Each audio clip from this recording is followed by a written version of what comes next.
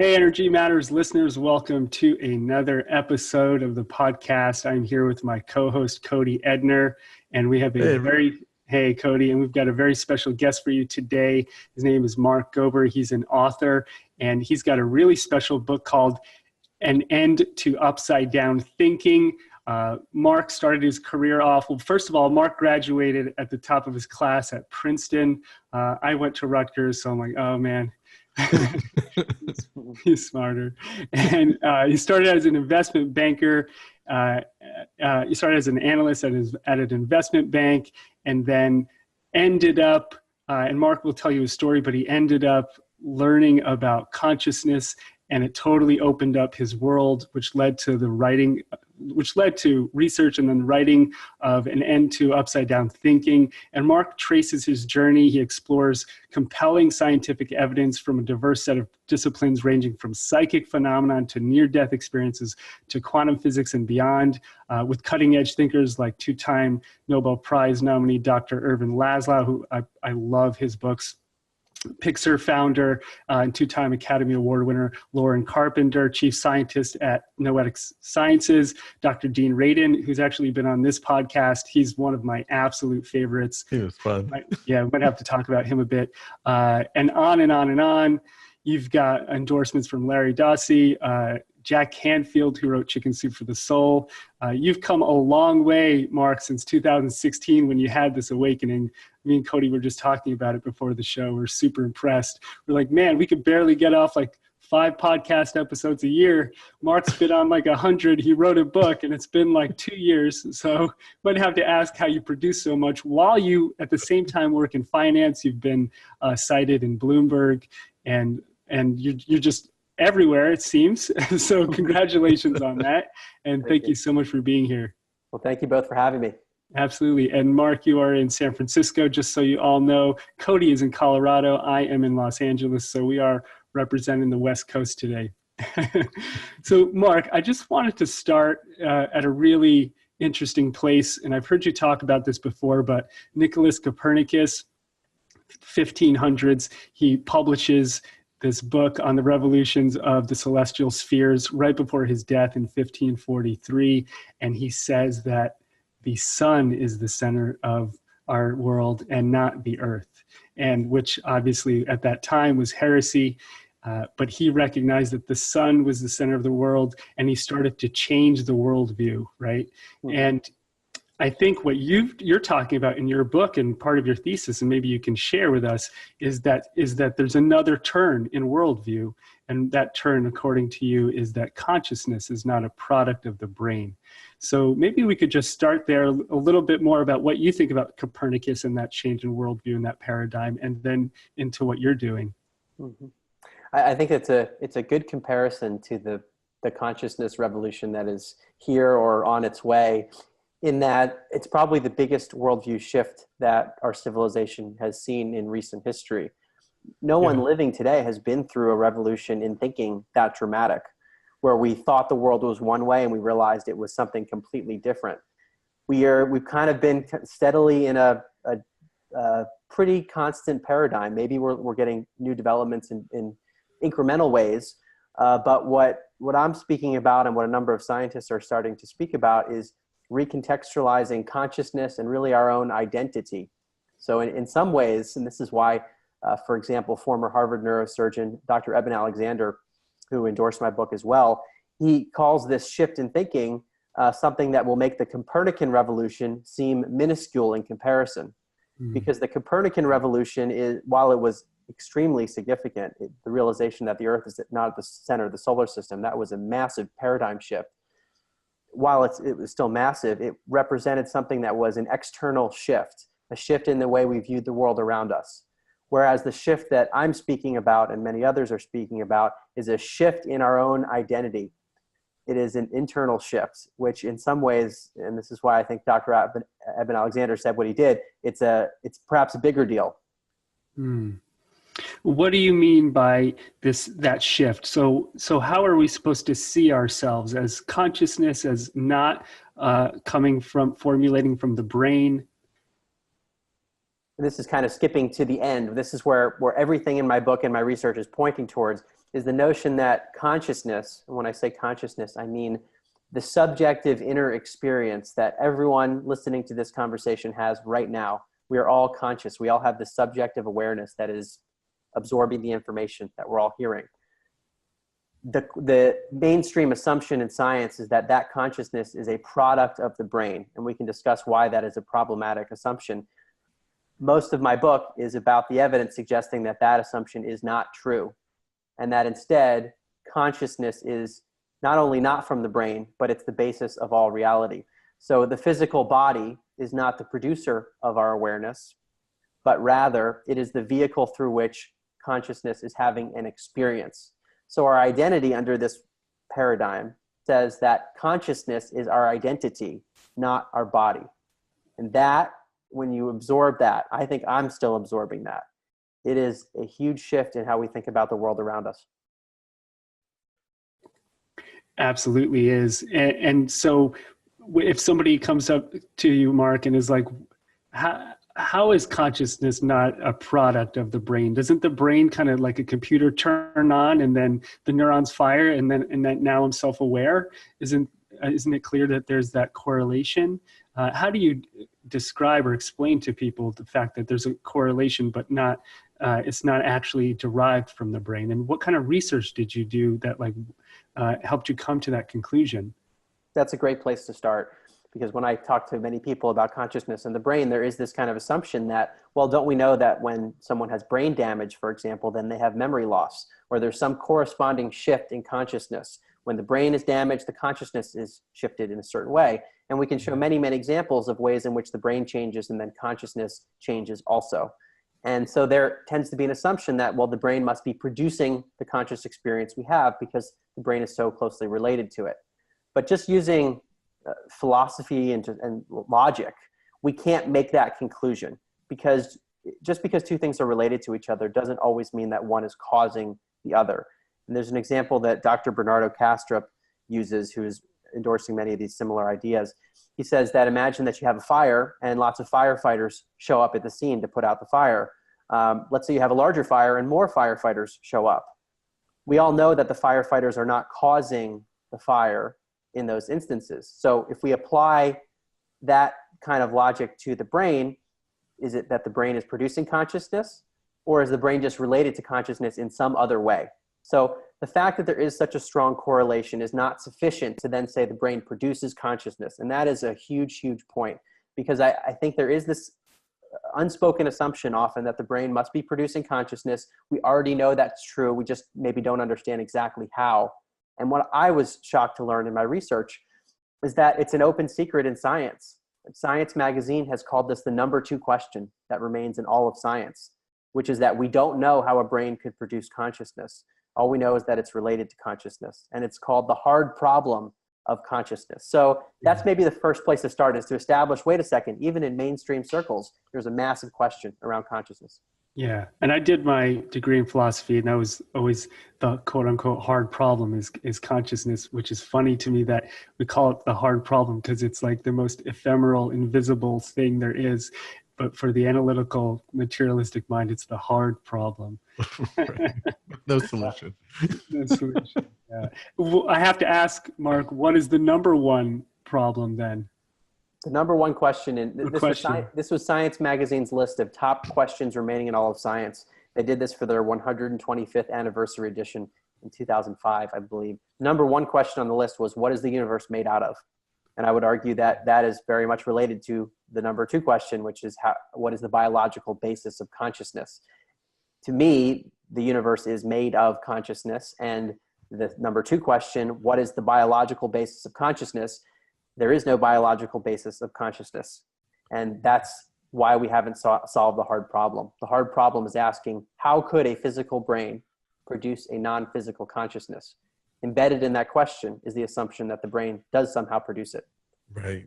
So the question should be something more like, how can consciousness produce this physical reality, and how does that relate, Yes. What are the mechanisms behind the physical manifestations? Those are still big questions that are open. But maybe the even broader question would be, does the brain produce consciousness, rather than how does the brain produce it? And I would argue that the brain does not produce it. And Right, so exactly. if the brain doesn't produce it, then where does it come from? That is a big question. And it's one that I address towards the end of the book. The question itself, where does consciousness come from if it's not produced by the brain? It still presumes that causality is part of the universe, linear causality, that the time goes from past to present to future, and something from the past causes something in the future to occur. That's one of the other paradigms that my book discusses and starts to break down, which is the notion that time is not linear in the way that we perceive it. We perceive it that way, but it's actually much more complicated. And consciousness exists beyond all space and time. So consciousness simply is beyond all causality. And that's kind of where I come out. This is one of those things that the human mind, which likes to think about things in very stepwise, linear ways, it kind of makes your head explode. Mm-hmm. But I think that kind of a framework, or something even beyond probably what language can describe, is what's going on. That's where, to me, all the research points in that direction more strongly than anything else. And a lot of the ancient spiritual traditions throughout the world, like I used to live in India, and that's inherent in their philosophy, is that everything is born of consciousness. Yeah. But in the West, all the religions seem to, yeah. So yeah, it seems like we had that notion in a lot of our ancient religions, and then I don't know, when did the Enlightenment and the great kind of scientific revolution happen? 500 years ago, we broke from that in the West, and now we're returning. It's almost like science is coming back around to the fundamental ideas that have founded so many religions or belief systems that believe in spirituality, and not so much the dogmatic religion side, and the practices of meditation. It seems like it's all converging together right now. And do you have any implication or any thoughts as to why this kind of revolution of thinking, this kind of spiritual renaissance is happening right now? As you've researched this, do you kind of see some kind of a trend? Yeah, it's a great question.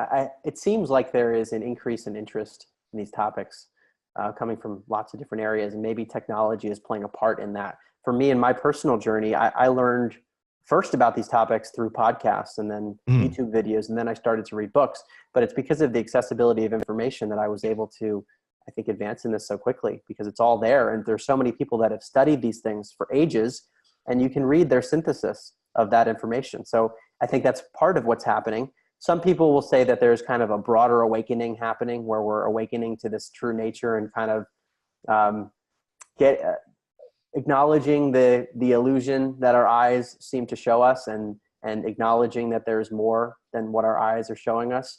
I don't know why that's happening, but it does seem like there is a trend towards it. Yeah.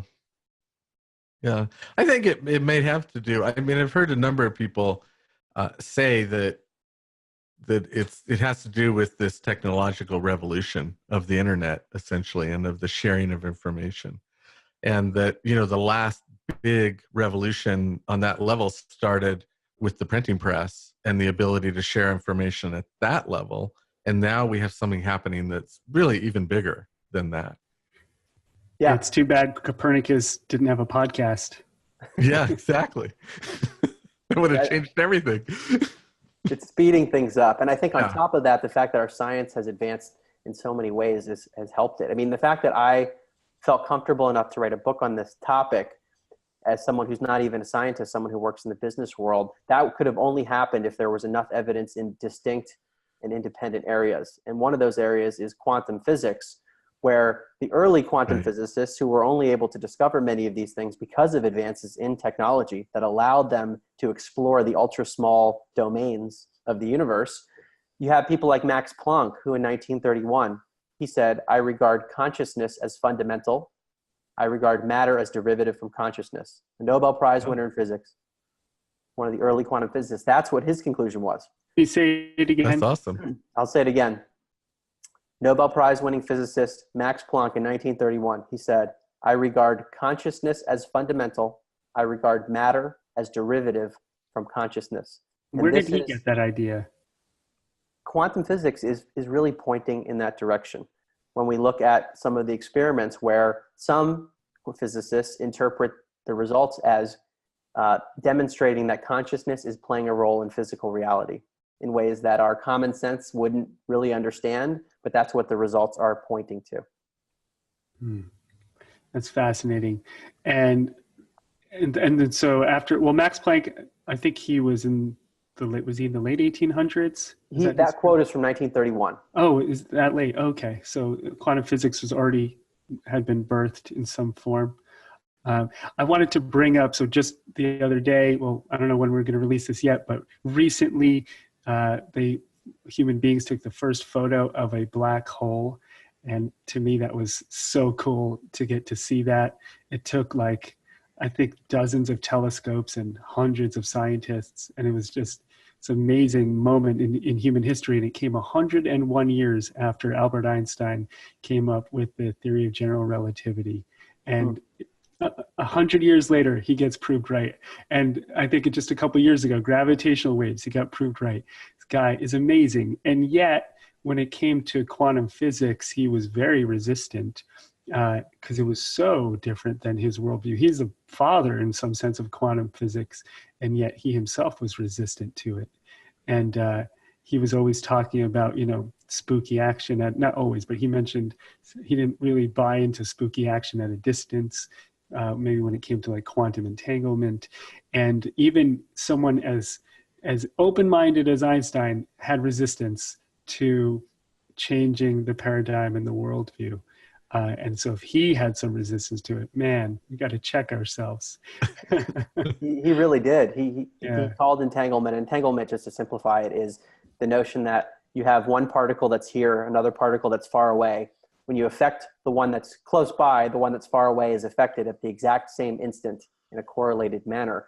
And the reason Albert Einstein didn't like that is he thought the speed of light was the fastest that anything could travel from one place to the other. And yet here we have something that is an instantaneous reaction or correlation at a distance. So he said, wait a second, no, that can't be the case. He tried to disprove entanglement, and it now has been proven to be true. So you're right that Einstein, while a brilliant person, was having trouble with some of these concepts. And actually in a conversation that he had with a Bengali mystic named Tagore in 1930, they were discussing basically materialism or realism, the idea that there is a physical world that exists independently of any form of consciousness, and that we emerge within that physical universe, which is the conventional scientific view. That's kind of where Einstein sat, whereas the mystics will say, no, consciousness is fundamental, and there's nothing outside of consciousness, nor could we ever prove that anything is outside of consciousness. Einstein said in that conversation, he said, I cannot prove that my conception is right, but that is my religion. So he was acknowledging that there is no way actually to prove the existence of a physical world independent of consciousness, but he was kind of just sticking to that as what he thought to be true, his belief system. And that's where I think we are really as a scientific community and really a global community in many circles, is the belief that there is a material world that exists independently and we emerged within it. Let's talk a little bit about some of the deeper topics here: psychic phenomenon, near-death experiences. You did some research on that stuff as well, and I'm sure that was pretty mind-blowing for you to get into that.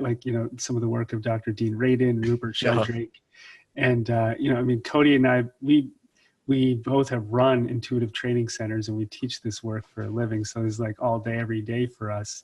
But maybe walk us through a little bit what that was like. But we had our opening, enlightening experiences with it as well. But maybe walk us through for a minute how that was for you when you started to dive into these topics and go what? Psychic? What? Yeah. There's actually evidence of this. What was that like for you? That's actually how this exploration started. I heard a woman on a podcast, her name's Laura Powers. She was on a health podcast talking about her own psychic abilities. And then I ended up listening to her podcast, where she has interviewed many other people that have either studied these topics or have had experiences. So once I heard her podcast and I heard many independent accounts of psychic phenomena or things like consciousness might survive bodily death, things of that nature, I became interested to look at the science. And that's when I started to come across Dean Radin and other scientists that have really looked at this in a rigorous way. And just for context, the way that the book is structured and the way I now think about psychic phenomena and consciousness's survival beyond bodily death, I look at them as pointers to this notion that consciousness is the basis of reality. And there's an analogy that Dr. Bernardo Kastrup uses to explain this idea, which is to say that all of reality is like a stream of water, where water is like consciousness, and each of us is a whirlpool within that stream. So we are made of water within the stream. We're made of the same water, but there are boundaries to make it seem like we are having our own independent experiences, yet we are connected as part of this broader stream. So if you buy that framework, then it has several predictions. One is, let's just say some of the water from my whirlpool gets into another person's whirlpool. That's like some of my consciousness entering their consciousness. That's like a psychic or a telepathic ability. So this model would predict that psychic phenomena should be real. They would not be paranormal or anomalous. They would be predicted by the model. The second major prediction is to say, well, what if the whirlpool stops being a whirlpool? The water just flows into the broader stream. It transitions into a new form. That would sort of be like when the physical body dies, the consciousness itself hasn't left the stream. It's just transitioned into a new form. So this model predicts that consciousness would survive bodily death. Okay, Can you tell us a bit about some of the psychic research that you did? Yes. So the reason that I approach the psychic research is to say, look, if any of these phenomena are real, if any of them are real, we're going to have a really hard time explaining them by saying that the brain produces consciousness. Whereas if we're all connected as part of the same stream, we can explain it. So that's how that's why I aggregated so much evidence, to say I cannot shoot all this evidence down. And if there's one thing that's even one thing that's real, we're going to have to question the paradigm. I happen to think there's a lot of strong evidence for many different areas, like psychic phenomena. So some of the best evidence that when I don't have much time to tell people about something, I point them to declassified CIA documents that I was able to include in the book. The US government ran a program for more than 20 years where they used psychic spies for national security. The phenomenon is known as remote viewing, sometimes called clairvoyance, where you can perceive something that is not near you physically. So you're not seeing it with your eyes. It's far away, and yet you can draw out what you see. That's remote viewing. There are declassified CIA documents that have reviewed what happened during the US government's program, and for a long period of time it was very secretive. One of the quotes in the documents is, "Remote viewing is a real phenomenon." And there are a bunch of others, but that one, it's like, okay, CIA is saying that it is real. Validate the reality of it, yeah. That's just one little data point. And actually, for your listeners who are interested, there's a new documentary out produced by Russell Targ, who was one of the laser physicists at the Stanford Research Institute who ran the US government's program. It's called Third Eye Spies, which chronicles what actually happened during the US government's program. I've seen it. It's really good. I recommend it. Russell Targ is a veteran of this work. I think he's been doing it for like 50 years. Yeah. He is. And I have my own podcast that'll be coming out sometime in 2019. I've interviewed many of the people that have studied these topics, including Russell Targ. And to speak with someone like him who has seen the applications of psychic phenomena firsthand for years in real world situations, there's no doubt as to whether or not psychic phenomena are real. They're just real to someone like him. Whereas for other people, it's still, well, can I believe in the statistics or not? It's just interesting to talk to someone who's been in it like that. I teach a class called Psychic twice a week here in Los Angeles at a very popular meditation place called The Den. And most of the time when I teach, brand new people, half the room, and they're like, last night I had 3 people, they've never meditated before, and they walk into a class called Psychic. and I start to just expose them to some of these concepts, ideas, and meditation tools to open up these abilities. And in my experience, and I think Cody would agree, that everyone has these abilities. It's just like anything, you can sharpen them and get better. I think where a lot of people who are like quote unquote skeptical maybe, one, they haven't been aware of having their own experiences, even though when you go deep with some of them, they will start to admit they have. And 2, that they say it's very hard to replicate consistently, which is true. If you take somebody with ability and go, tell me what card I'm going to choose in this deck, 100% of the time. Now you're asking someone to be all knowing. And I think that's beyond all of us. But, and you could probably elucidate this a little bit for us, if you look at the metadata over time, over thousands of studies, there's almost without a doubt incredible trend and statistical significance of people having all sorts of abilities. I think there's a common misconception, which is that, well, if psychic abilities are real, then someone should be 100% accurate. Yeah. Right. The misconception is it's whether or not they are accurate beyond what chance would predict. Right. It's a better question to ask. Yeah, that's a good one.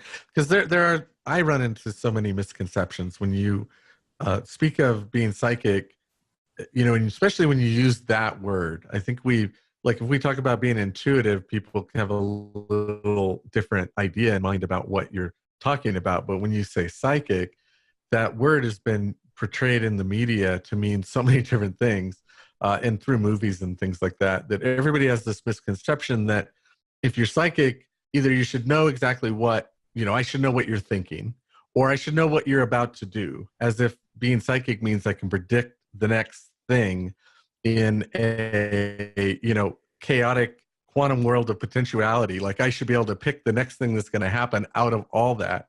And if I could process that much data in my mind to pick that, then I would have something to sell, I guess. But Mark, we were hoping you could do that for us with the market today. If you could do a little bit of that. Right, exactly. Well, interestingly, Russell Targ was using a form of remote viewing to predict the silver futures market. And they were correct 9 times in a row and made a few $100,000. You're kidding. Wow. Yeah, something I talked about in my book. And there was a documentary on it, apparently. And so people have been trying to do this. That's fascinating. It can be difficult. And apparently, because the mind has to be really quiet, it can be difficult when you're dealing with emotionally charged issues like money. Because when the amounts start to get really big, then you lose the, if your brain's like an antenna, all of a sudden you muddy the signal when you start to add emotion into it. Right. And a lot of it relies on focus too. And so the ability to kind of focus and kind of filter through all that information that's there when you look at something it's a challenge. It takes practice. And if I could just add to that, Cody, in my experience, because I've done thousands of readings, if it's not in someone's highest interest, if they're not ready to know something, for me, sometimes as someone working with them, it doesn't really even come through. There's almost like a natural law or barrier for certain information. With that being said, just the other day, I was with a client and I very clearly was like, that looks like a bad idea. And they didn't listen to me and it cost them $100,000. Wow. Yeah, it actually just happened. So sometimes it does come through, sometimes it doesn't, and it's this hard to explain. For me, Mark, it's like this dimension plays by different rules, and the more you play in it, the more you understand the rules. Kind of like you're a tennis player. I think like with anything, the more you're in the game, you understand the nuances, and people want to take their materialistic 3D worldview and say, well, the psychic realm needs to behave exactly this way so I can predict it. Otherwise, it's not real. And then they start from a premise that isn't true. I totally agree with you. Right. I've noticed that a lot too, that there's an assumption about how the rules work. And when something doesn't conform to what they think the rules are, they say it's inaccurate. But that's assuming these rules in a multidimensional universe where we don't know much ourselves. Right. That sounds like, well, it's why you called your book an End to Upside Down Thinking. Yes. There are many reasons. The ultimate like meta reason is that I include triangles in the book that are actually adapted from Dr. Gene Radin, where at the base of the triangle, you have physical matter.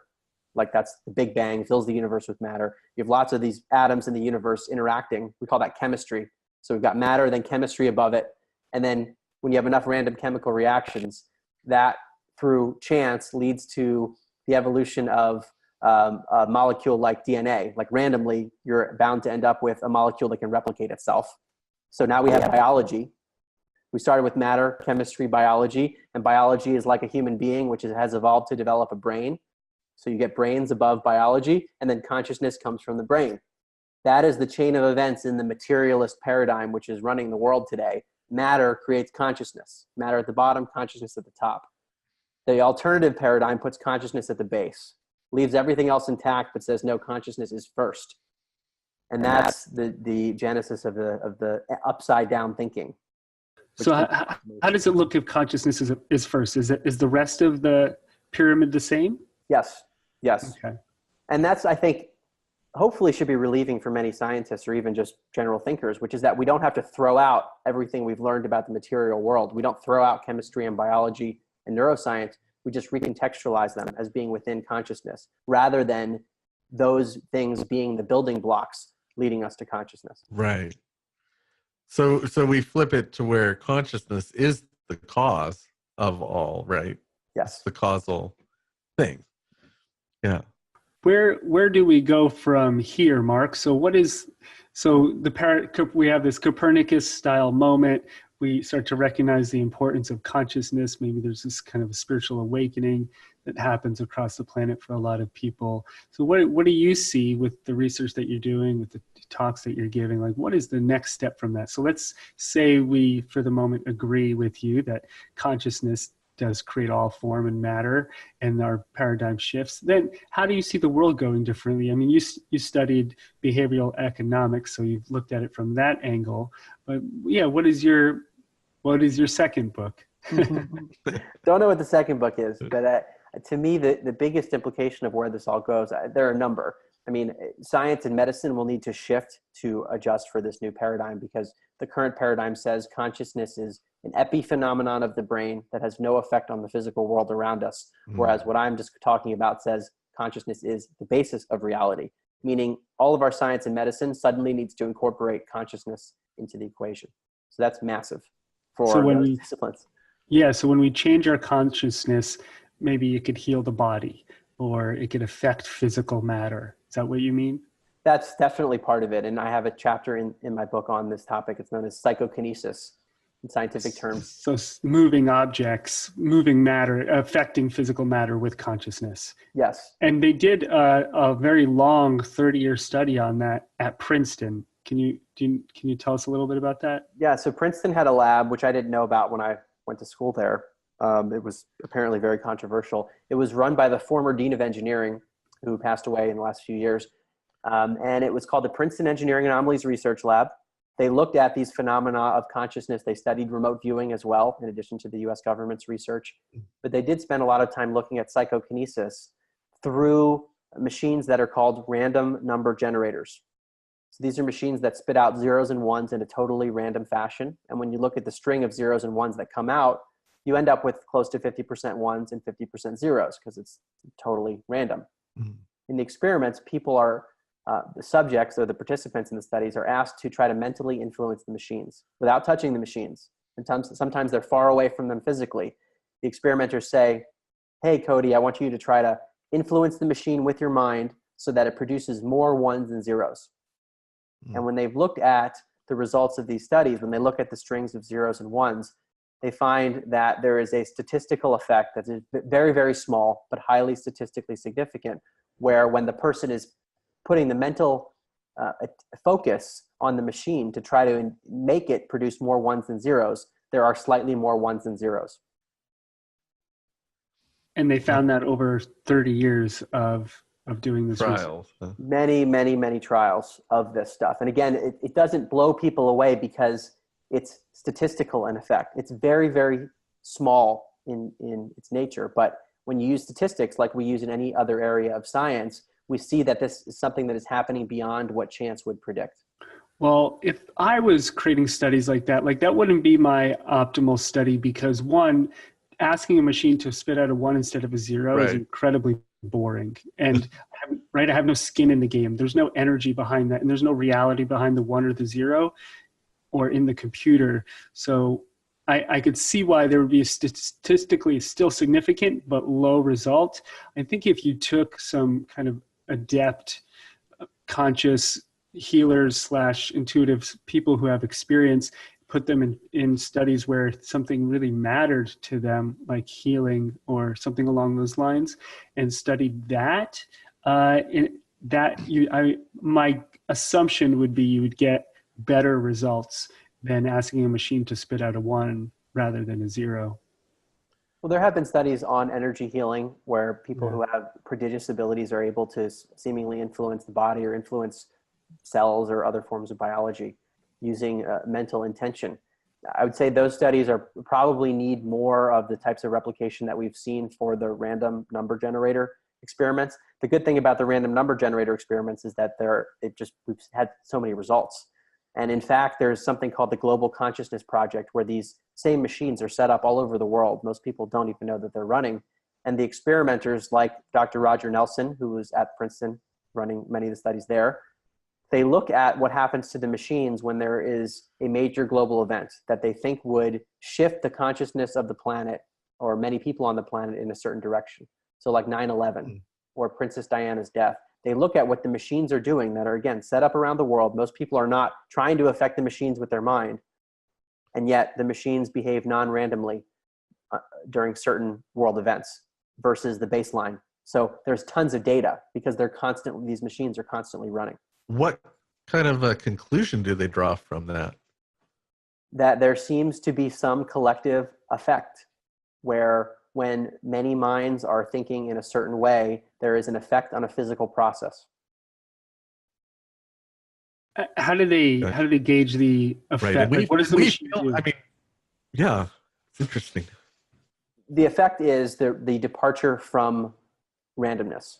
So the departure from the 50-50 that we would expect, 50% ones, 50% zeros. Again, there's this very small but highly statistically significant effect during some major world events. Well, I woke up at 4 a.m. to an earthquake last night, so that could have been one of those. The whole house shook. I didn't know it was just Southern California. Yeah, I haven't looked online or anything yet, but it was there. You just felt it. I didn't feel it here. That's fascinating. Mark, do you have a specific practice yourself that you do? I've experimented with many practices, but many are just forms of meditation, whether it's breathing related or focusing on a certain thing. But I think forms of meditation, which can be defined in many different ways, to me, that really means aligning with one's true identity as consciousness. So it's kind of remembering, wait a second, I am the consciousness that's experiencing thoughts, the consciousness that's experiencing the body and the world around me, and aligning with that rather than being drawn fully into the physical world and identifying with the body. The pulling back to the identity as consciousness to me is meditation or contemplation. And that can take on many forms. And for different people, I think different forms are effective. Yeah, so you're recognizing you're not just the thoughts that you're having in your head, the stressful, anxious thoughts that are going on all day, that you're the awareness that is experiencing those thoughts. Yeah, so even if I say, I am thinking, that sentence, the structure of the sentence indicates that there's an I and that there is thinking is happening, but I is what is experiencing the thoughts in that sentence. Thanks, Descartes. You started that. Yeah.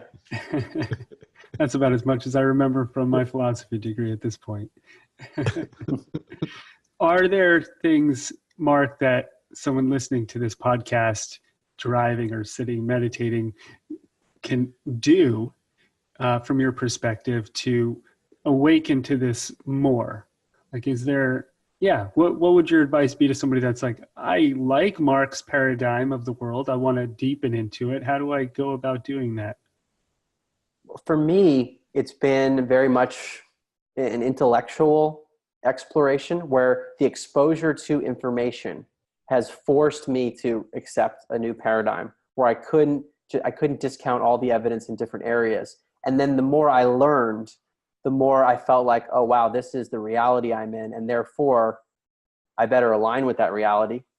And to me, aligning with that reality is recognizing identity as consciousness rather than the body.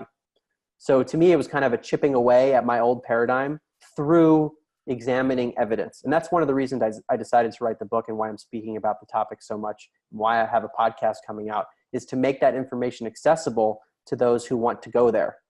Because once you hear these things or you see them, you can't unhear them, you can't unsee them. And it starts to chip away at the paradigms that we've all grown up with.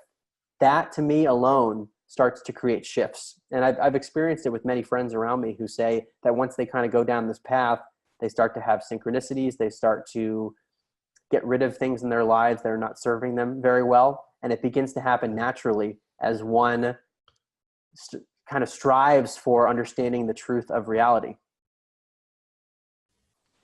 That's fascinating. Boys and girls, if you're listening, your whole reality is about to shift. Or it already did, and that's why you listen to this podcast, because we talk about cool shit every time. And you mentioned with this paradigm shift, like we need to rethink our worldview changing in this way. We need to rethink like healthcare and things like that. Maybe economics, maybe what happiness is and how we arrive at what the good life is, quote unquote, because all of those are based on the materialistic model, which kind of drives a certain idea that once you get something in the materialistic world, that's when you get happiness or success. Maybe even success gets redefined through this. But I'm interested in your economic thoughts because you studied, and maybe more from the behavioral economic side, because I'm interested in that whole field, actually. It's such an interesting, fascinating field. But what are the implications you see with this paradigm shift in that, our kind of relationship to the world in that way? Economics, what we get from the world, where we get happiness, what drives us, all those things. For me, everything starts with what is the nature of reality, and the nature of reality then informs priorities, really. And if we regard reality as being this interconnected stream of consciousness, where the separations that our eyes show us and we interpret it as separate, where I see you and I say, wow, you're a separate person, because that's what my eyes show me and I'm used to interpreting that way. Whereas maybe we're interconnected as part of the same stream, and the separation that we see is really just kind of an illusion, or it's just a misinterpretation. Then that has a set of implications. Interconnectivity, the notion that we are the same at the level of consciousness, that vouches for, or it becomes very rational to become altruistic under that framework, because by helping others, you are helping yourself as part of the same consciousness. And that influences things like economics, because the incentives to do things in the world and to make money, they would still exist, but maybe the purpose behind them would shift. The purpose of using money or having an economic system would be to help the greater good more often than just helping the individual. And you work still in finance every day, don't you, Mark? Tell us a little bit about what you do, and how do you continue working in that field with this kind of new worldview? How do those two clash or come together? Well, my career started in 2008 in New York. I worked at an investment bank called UBS, so during the financial crisis. I thought you were going to say Bear Stearns or, yeah. No, Lehman Brothers. I was on Park Avenue in New York, so not far from all that. Yeah. And we were exposed to it because many of my clients were banks and insurance companies, and UBS was going through its own financial issues. So I was in the heart of that. And then when I left New York in 2010, I joined my current firm called Sherpa Technology Group, where I'm now a partner. And we advise primarily tech companies on their innovation and their business strategy. So really advising senior management, boards of directors, centers of innovation on how to move their businesses forward in various ways. So I view business as still being very important as an engine for progress in the world. And the companies that we work with are very innovative, and I think are helping the world in that sense and making things more convenient and better for many of us. So I think it's just a matter of contextualizing how we look at things. And how about your business partners? What do they think about what you're doing? They've been supportive. And we work a lot with intellectual property and patents in particular. And the nature of a patent by definition is that it is both novel and non-obvious relative to what has been done in the past. So every patent that has been issued is looking at what had been done, looking at an old paradigm, and showing how it is incomplete in some way. And that's really what I've ended up doing with this book, synthesizing what others have done and putting it into one place. So when I presented the book to my partners and my other colleagues, to them it's a very similar trend that we see in the innovation world. Oh, that's so fascinating. I have like 1,000 questions about patents. Do you see this model that we have right now of like endless growth, like the ultimate common denominator is like the GDP, you know, like we are consumers of material, and that's how basically we look at the whole economy. How much material are we consuming, and can we consume more? Do you see that actually changing anytime soon? To me, it seems like even though there are shifts in consciousness and more people are awakening, if I turn on the news on any given day, it seems like nothing has shifted. And so I don't know. I don't know when we'll see a shift on a more tangible, noticeable scale. The way things are going right now, I don't see it shifting in the near term. Yeah. No. Well, maybe one of our psychic friends can tell us when it will, and we can invest in more silver. We'll ask Russell Targ. Well, let's ask Russell Targ, because my abilities on that end, they don't always work so well. A little rusty. How about you, Cody? No, I don't see it shifting. Well, I mean, we are in the midst of a shift, which is the chaos we see. But I don't know what the outcome will be. Yeah. What do you mean? What do you mean we're in a shift because of the chaos? I like that. Well, I mean, to me, the amount of chaos we see denotes that we're in the midst of a shift. Like any big step in growth usually is accompanied with a lot of, well, in our world, we call it a growth period, like a time when you kind of don't know where you stand and everything's in flux. And to me, when I look at the world, it looks like that's what we're seeing right now. But that's just my take on it. Yeah. Yeah, I like that. I don't know. But I think that part of it is exactly what Mark's talking about. That shift is an internal paradigm shift. And then as we experience that, you know, we're seeing the kind of reflection of that in the world. There's a lot of noise about that shift, a lot of different people trying to voice a direction or a concern. But right now, there's so much that's unfocused. It's really hard to gather ourselves and really pinpoint what we need to focus on moving forward. Yeah, I agree. So Mark, before we finish, I guess for me, just last question would be and we always try to make all of these episodes like very listener centric and really give them something that they can walk away with to help their lives be a bit better. So obviously your book, which I want to mention one more time, An End to Upside Down Thinking. But are there some other books, resources, practices that you would say, you know, if you really want to shift your consciousness, take a look at this, something that in the last few years of your research that has really leaped out at you that you'd love to tell your friends about? Yeah, definitely a few. Dr. David Hawkins. Oh yeah, he's wonderful. His books are incredible. He has a book called Letting Go. He was I just read it. Okay. Yeah. That's why all of his books are amazing, but that one is really practical. And he was a top psychiatrist in the US before he essentially became enlightened. So that book is a hybrid of basically an enlightened sage and a psychiatrist talking about different emotions and ways that we can let go of them. So when I've recommended that to friends, people have thanked me often for that. Couldn't agree more with that recommendation. Yeah. That's a good one. On the topic of the philosophy of these topics, which in some circles, people will call this idea idealism, the notion that everything is mental, that the universe is made of consciousness rather than matter. So it's like idealism versus materialism. And one of the biggest proponents today of idealism is Dr. Bernardo Kastrup, who I mentioned earlier.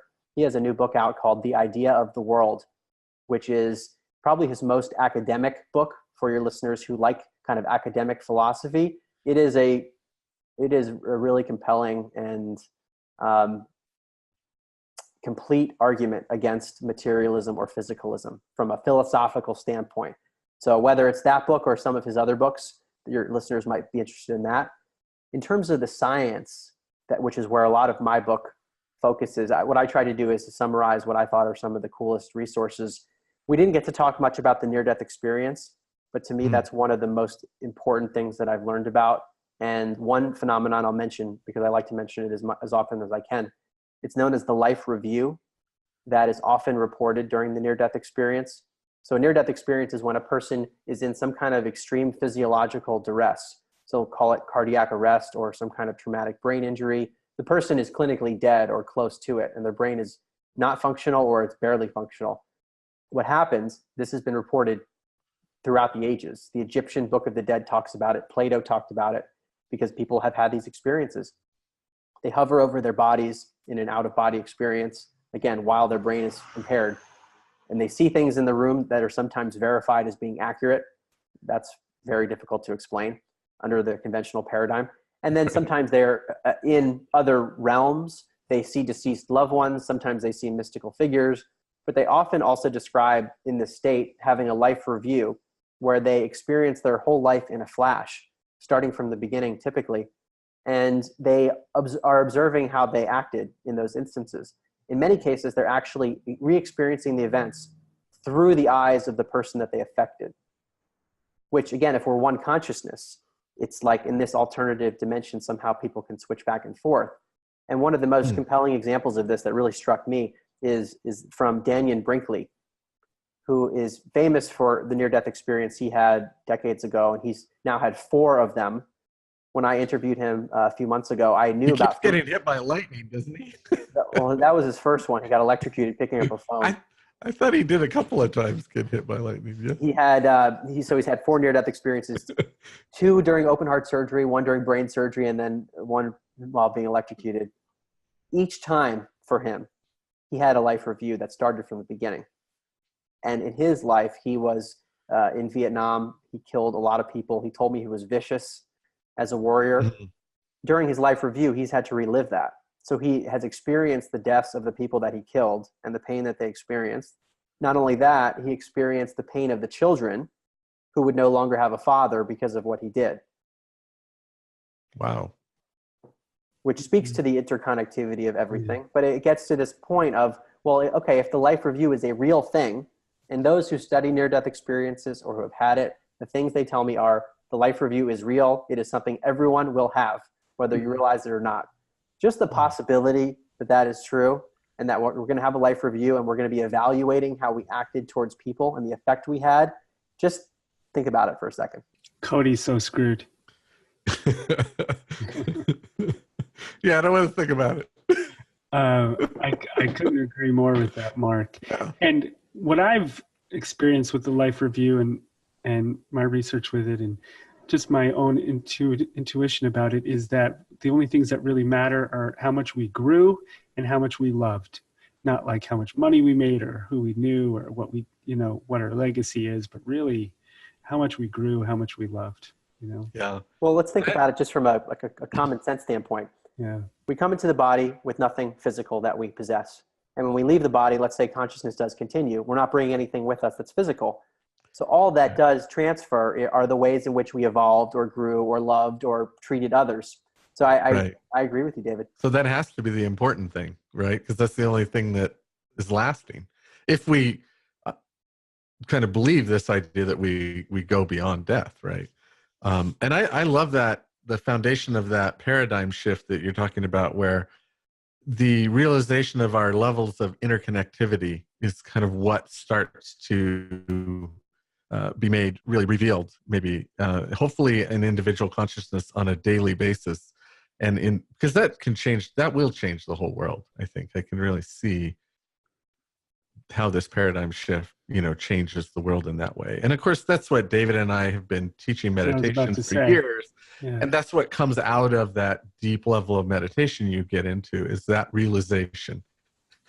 And so we don't, as meditators, we don't always get to the place that we can articulate things in the same way that you are through science, but we get to the place where we have the realization and we start to act differently in the world.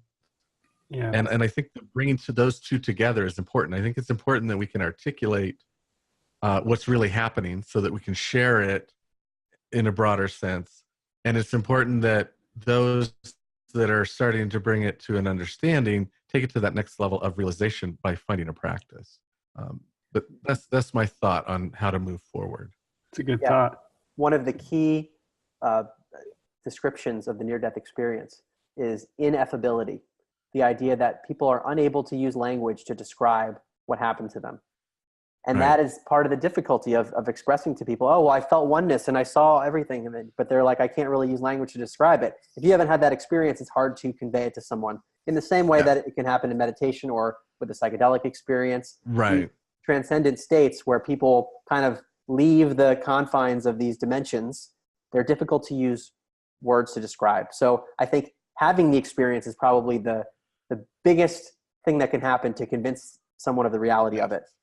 For others, they might need the intellectual stepping stones to get there. Yeah. Yeah. And it's like Edgar Mitchell's experience, the astronaut, coming back from space and experiencing that oneness, which birthed the Center for Noetic Sciences. So we definitely can't force those experiences, but sometimes life just hits you with them. It's pretty wild. Yeah. Or you listen to a podcast and it hits you upside the head. Right. And that happened to Mark, but maybe somebody listening today, that's happening to you too. And if it is, email us. We want to know. That is our hope. Yeah. We'll forward it to Mark. So, That'd be great. Yeah. Well, Mark, it has been such a pleasure to have you on the podcast. We really appreciate the work that you're doing and articulating the things that me and Cody cannot articulate the way you do. And saying hello to the science side of everything is just so fascinating. So first, I just want to acknowledge that. Thank you so much for all that work. And for all those of you who are listening, if you want to find Mark, you can go to markgober.com, Gober, and he's got a podcast that's going to be coming out soon. Excited for that. And his book is called An End to Upside Down Thinking, Dispelling the Myth that the Brain Produces Consciousness. And fascinating book. Give it a read. Thank you so much, Mark, for being here. And thank you, everyone, for listening to the Energy Matters podcast. See you next time. Yeah. Thank you, Mark. Thanks for having me, guys. Absolutely. Bye, everybody. Take care.